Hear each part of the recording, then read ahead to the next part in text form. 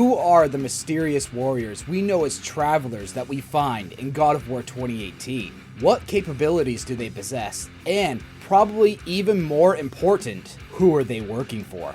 In this video, I will be answering all of these questions for you, and stay tuned to the end because I will be giving you a chance to be shouted out in my next video. So during our travels with Kratos and Atreus, we come across these very formidable warriors called the Travelers, each with a slight variation on their character design or a brand new look altogether. But like many of you who are watching this video, I came across this question a million times, like, who the hell are the Travelers? So with this question in mind, I looked deeper into their character design and I think I found the answer. So in looking into the designs of these characters, I discovered that they all have one thing in common with each other, besides being heavily armored and sometimes a complete pain in the ass to deal with. But really quick before I tell you the answer, do you have the keen eye to tell me what they have in common with each other? I'll give you a second to write your answers.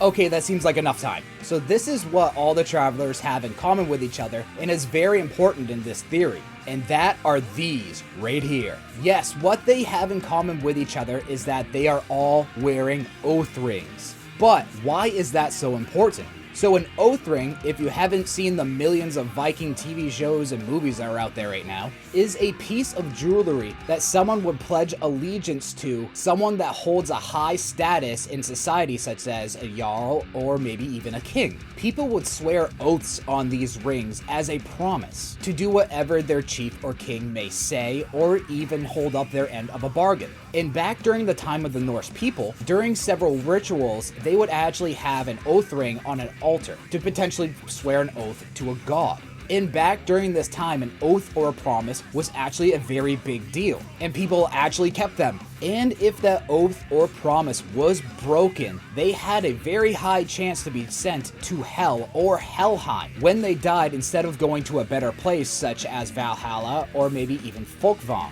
or the better side of Hell where they're just waiting to be reincarnated, which was a big part of the beliefs of the Norse people back in the day. But like I mentioned a little bit ago, people would also swear oaths and promises to gods. And I believe these Travelers swore an oath to Odin. But why do I think this? So we all know, at least I hope by now, that the worthy dead, or at least the ones that died fighting, are typically brought to Valhalla or Folkvang by way of the Valkyries when they died. These people are called Einherjar, or at least I hope I'm halfway pronouncing that right. It's gonna be right on the screen right here. Or at least the ones that are brought to Valhalla are called this. And I'm not 100% sure that the ones brought to Folkvang, a field dedicated to Freya, are called this as well. But as of right now, we can assume that they are. The worthy dead will fight alongside the Aesir during the final battle, the Twilight of the Gods, Ragnarok. And also, Sony Santa Monica may be taking liberties to who gets into Valhalla or Folkvang, because typically in myth, they are human. But maybe Sony Santa Monica will take all races as well. We're just gonna have to wait and see. But why does this matter when it comes to the Travelers?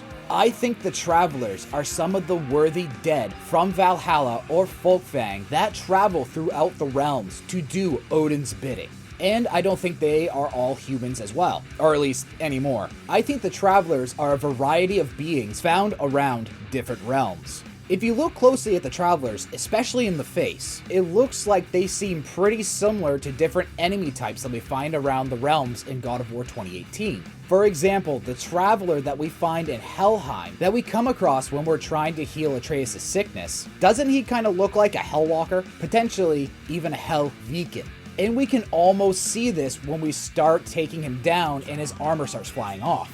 Another example of this is when we fight the Traveler Champion, which I believe is located on top of the Svartalfheim Realm Tower around the Lake of Nine. Take a close look at his face. Now this Traveler almost looks human to me, more specifically a Viking, kind of like the Hell Viking, but a little bit different. So a Viking is a human that practices satyr magic, and their bodies become corrupted by the magic, and they turn this kind of greenish, yellowish color. At least the ones that we find in Midgard. The ones in Hell look more bluish. And we can see this when the armors come off, and the Traveler Champion does look to me like a Viking. So, who do you think the Travelers are? I think they are the worthy dead from Valhalla or Folkvang, swearing oaths to Odin that travel throughout the realms to do his bidding. And like said at the beginning of this video, here's your chance to be shouted out in my next video. The first person who gives me the exact translation of these runes on the screen will be shouted out in my next video. Happy deciphering, and I'll see you guys next time.